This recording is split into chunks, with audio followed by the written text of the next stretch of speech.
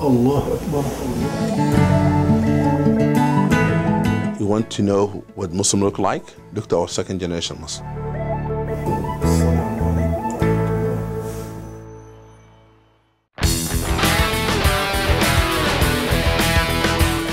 But the question here now is, who is speaking for Islam? Whenever we talk about Muslims, who's speaking for Islam? I mean, I see pundits who have never been to any Muslim country or have no idea about what Islam is or what Muslims are. They come on the air and they talk about that on our behalf. When will that change? Well, it is changing, and you know, as someone who has been the Muslim voice, and that's why my website is called themuslimguy.com, because after 9/11, that's sort of what I was always seen as. Whenever I went on CNN or Fox News or BBC, I was always seen as the Muslim guy. And so, you know, we're beginning to cultivate a new generation of leadership within the not only the American Muslim, but the global Muslim ummah, the global Muslim community, to help not only take the torch from our previous generation, but also raise the level of enlightenment, raise the level of intellectual honesty for people worldwide. What about the followers of other faiths? How do we convince them that with Islam, they have nothing to fear? What would you say to people of other faith, people of other faiths who are watching you, who do not know a lot about Islam and Muslims in America? What would you say to them? I told them that if you want to know what Muslim look like, look to our second generation Muslim. They're in Boy Scouts, Girl Scouts programs, they're in the faith work, they are helping in the soup kitchens, they're helping building in America, they highly educated, they're in corporate America, in the top of it, and really they represent America in the most beautiful way. Therefore you can see the example of a person who's true to their faith and their best citizens they can be, and they contribute into the betterment of humanity. And if some Muslim kids are being misguided, then what are the wise Muslim men supposed to do?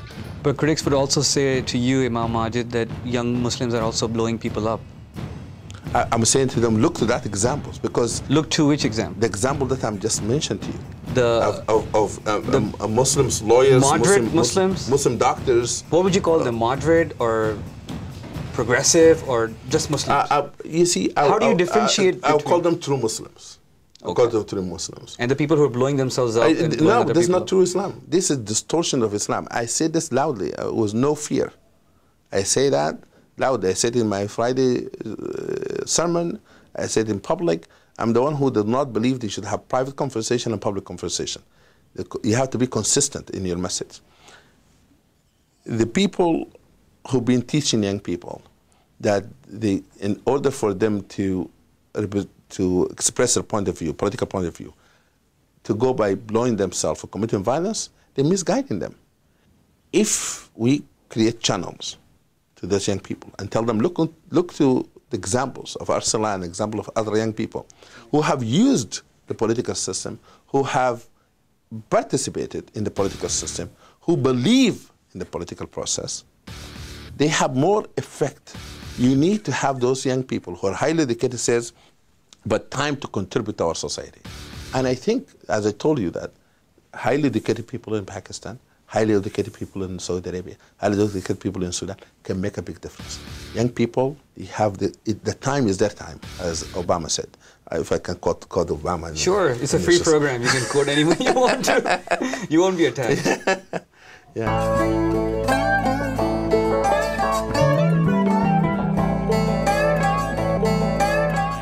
Arsalan says that he dreams that one day there will be pacifists in all faith traditions, all working together as a global pacifist movement. Even though I'm a Muslim pacifist, I want there to be Christian pacifists, I want there to be Jewish pacifists, I want there to be Buddhist pacifists, I want there to be Hindu pacifists. I want there to be a global pacifist movement where we say that we have had enough of war and killing, and this will not be done in our name any longer.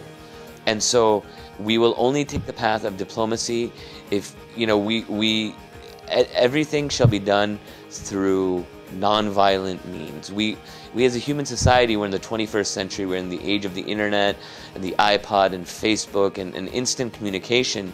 You know, we considered ourselves to be very enlightened in this new millennium as a human society, but yet we resort to savage tactics of war in order to further our own enlightened agendas. And that just is disingenuous at best and duplicitous at worst.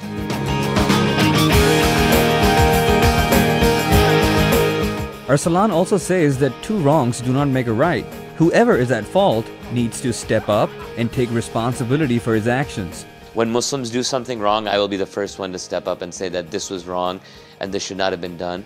And when someone else does something wrong, I'll be the first one to say this was wrong and this should not have been done. And most importantly, if I say something wrong, I'll be the first one to say, I was wrong, I apologize. You know, this concept of humility, we need this collective humility again. What would you get out of it? I mean, do you get paid? Do you make a living out of this? Basically, you know, I'm the penniless human rights lawyer who has dedicated his life to trying to, you know, save the world. And I know at the end of the day that my account is with God.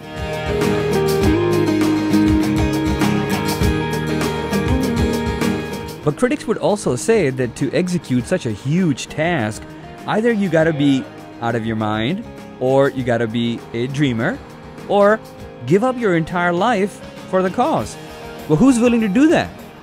I think it's high time for a few of us to give up our lives, you know, to help make the world a better place. But how do you do that when you don't get the media airtime? Well, I mean, I do. I mean, again, I'm on National Public Radio. I'm regularly on CNN, Fox News, BBC.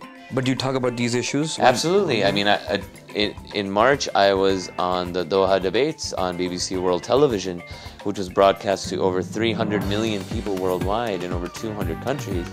And the topic was on Muslims and extremism.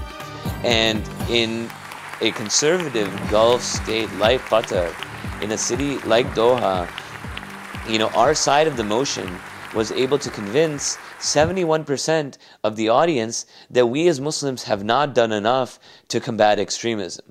And so that's what I'm trying to say, is that once you get the emotions aside, once people are sitting there listening to the merits of your argument, to the compassion and just the basic human decency that you're bringing here, saying that two wrongs do not make a right. Islam doesn't teach us that. No religion teaches you that two wrongs make a right. Allah Akbar. We must clean our own house first before we can expect others to have any sort of sympathy for our causes.